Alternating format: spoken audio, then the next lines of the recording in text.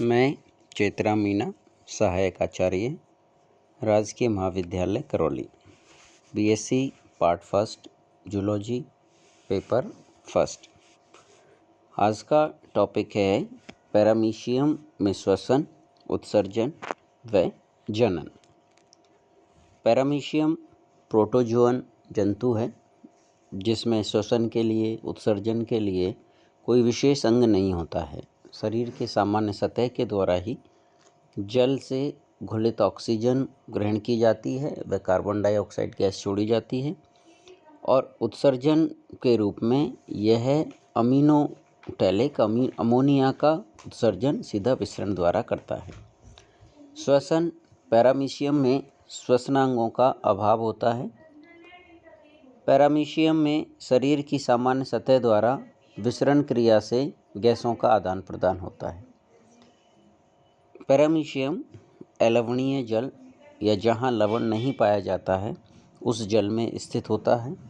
इसमें श्वसनांगों का अभाव होने की वजह से इसकी पेलिकल के द्वारा या सामान्य सतह से विसरण अधिक सांद्रता से कम सांद्रता की ओर पदार्थों का, गैसों का विनिमय विसरण कहलाता है।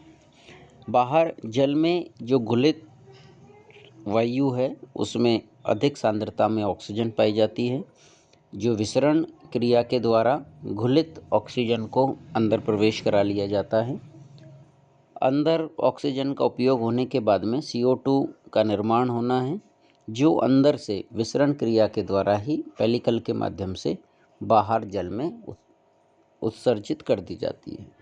तो पैरामीशियम में विशेष कोई कोशिकांग, विशेष कोई श्वसनांग नहीं होता है, केवल सतह से श्वसन का या गैसों का आदान प्रदान का कार्य करता है विसरण क्रिया के द्वारा।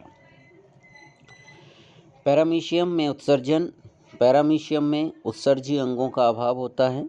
पैरामीशियम अमोनोटैलिक जंतु होता है, अर्थात अमोनिया का उत्सर्जन करता है। शरीर की सामान्य सतह से विसरण क्रिया से अमोनिया का उत्सर्जन किया जाता है। अमोनिया बहुत ही ज़्यादा घातक व हानिकारक उत्सर्जी पदार्थ है। उसे शरीर में बहुत अधिक समय तक नहीं रखा जाता है, तुरंत ही अमोनिया का निर्माण हुआ और जल में घुलित अवस्था में उसका उत्सर्जन कर दिया जाता है। पैरामीशियम में जनन, रिप्रोडक्शन इज पैरामीशियम। पैरामीशियम में अनुकूल परिस्थितियों में अनुप्रस्थ द्विविखंडन द्वारा अलैंगिक जनन होता है।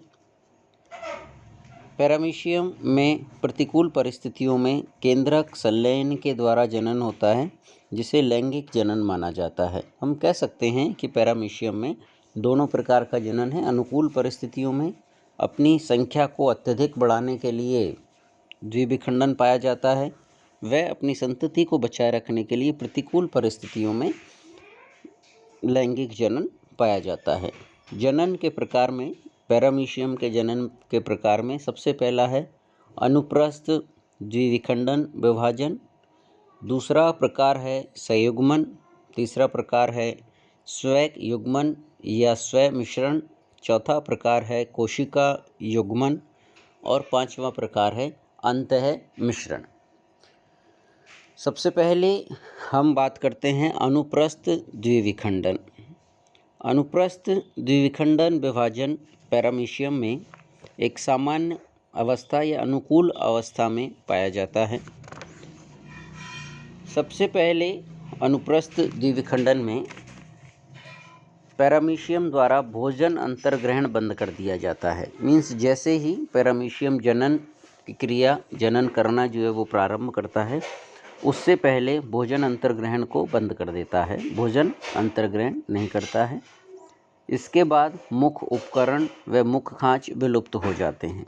तो जब वो विलुप्त क्यों हो रहे हैं? जब जनन के समय भोजन अंतर्ग्रहण होना ही नहीं है तो मुख उपकरण और मुख खांच की जनन टाइम के दौरान, जनन काल के दौरान आवश्यकता ही नहीं है।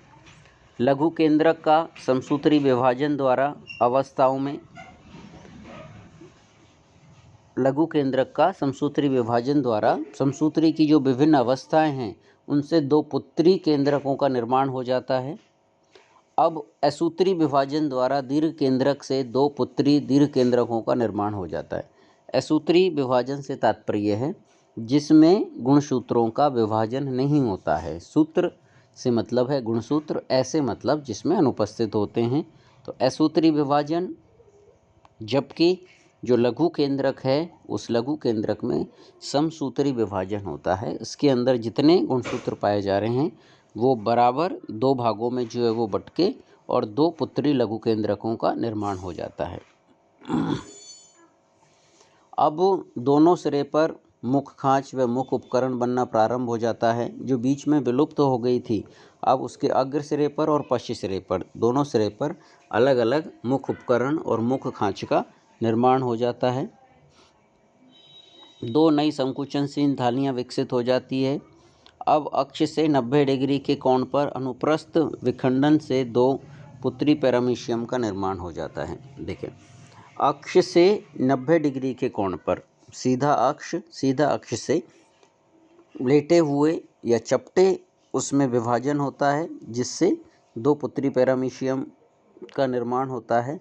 पैरामीशियम के अग्रभाग से निर्मित पुत्री पैरामीशियम को प्रोटर कहते हैं व पैरामीशियम के पश्च भाग से निर्मित पुत्री पैरामीशियम को ओपिस्थे कहा जाता है। देखो, ये विशेष वो है, पैरामीशियम में हमने की संरचना में हम बात करते हैं कि जो अग्रभाग है वो गोलाकार व पश्च भाग नुकीला होता है।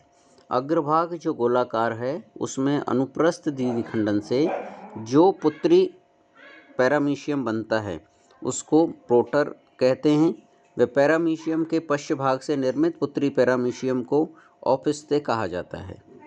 एक संपूर्ण विभाजन में लगभग 30 मिनट का समय लगता है। अनुप्रस्थ द्विविखंडन से पैरामीशियम की कार्य की क्षमता कम होती जाती है।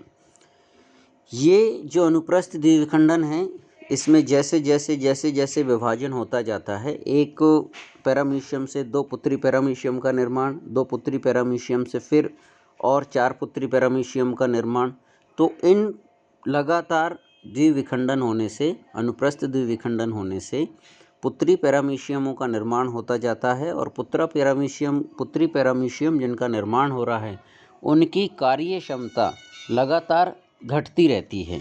तो जबकि यह एक तरह का अलैंगिक विभाजन है, अलैंगिक जनन है, जिसमें पैरामीशियम अपनी संख्या में अत्यधिक मात्रा में वृद्धि करता है। बाकी और आगे की विधियों को बाद में देखेंगे। धन्यवाद।